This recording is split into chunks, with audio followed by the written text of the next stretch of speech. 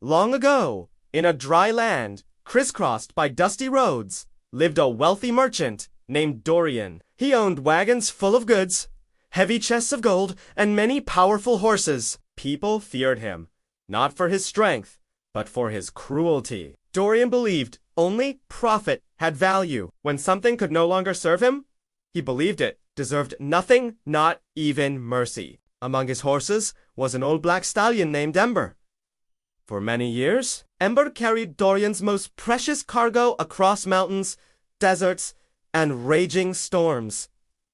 He never failed, but time is unkind to all living things. Ember grew weak. His steps slowed. His eyes faded into darkness. When he became blind, Dorian pushed him into the darkest corner of the stable. No one brushed him. No one spoke to him. Ember stood quietly, forgotten. In the same region lived a poor woodcutter named Eli. He was about 50 years old, bent from years of hard labor.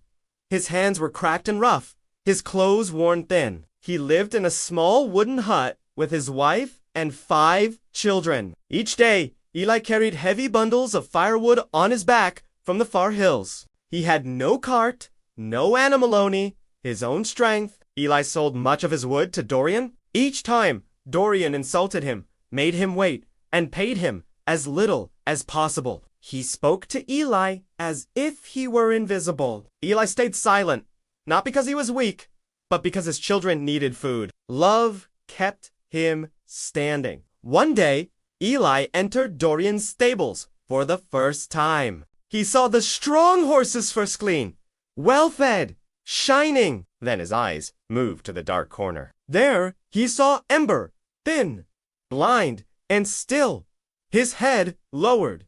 Eli felt his chest tighten. In that horse, he saw his own life. Both had worked until they were empty. Both had been cast aside. Eli stepped closer and gently touched Ember's neck. The horse did not pull away. Instead, he leaned into the touch. It was the first kindness he had felt in a long time. Tears filled Eli's eyes as he whispered softly to him. Later, Eli asked Dorian why the horse was treated so cruelly. Dorian replied with anger. He said the horse was useless. Eli asked if he could take Ember with him. Dorian laughed and mocked him, refusing. That very night, blinded by rage and old grudges, Dorian entered the stable. Years before, Ember had lost 2 sacks of gold during a journey.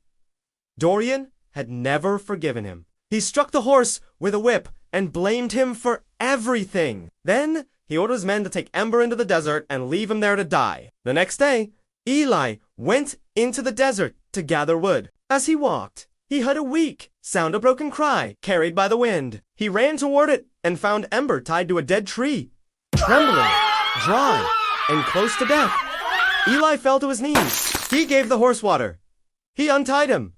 He led him home. People laughed when they saw Eli guiding a blind horse. They said he was collecting useless things. Eli did not listen. He believed that miracles are often hidden inside what the world rejects. Eli and his family cared for Ember with patience. They gave him food, water, and gentle words. Slowly, the horse grew stronger. Though blind, Ember sensed everything: sounds, paths, memories buried deep within him. One early morning, Ember became restless. He gently pulled forward, as if asking Eli to follow. Eli trusted him. Together, they walked into the desert. Ember moved with confidence, following an old route remembered by his heart. They reached a rocky place marked by a stone shaped like a bird's head. Ember stopped and scraped the ground with his hoof. Eli dug and uncovered 2 old sacks buried beneath the sand. Inside was gold, the treasure Dorian had lost long ago. Eli took only what he could carry. He returned home and used the gold wisely. His family ate well for the first time in years. But Dorian noticed. Greed returned to his heart. He followed Eli back into the desert with a worker. When they reached the spot, Dorian shouted and threatened him. His greed poisoned everything. Dorian and his worker began to fight over the gold. In their madness, they hurt each other and were left with nothing. Eli and Ember walked away. Eli buried part of the gold again and left the place forever. He never became proud. He helped others and never forgot where he came from. In time, Eli used the gold to pay for a surgery. Ember regained his sight.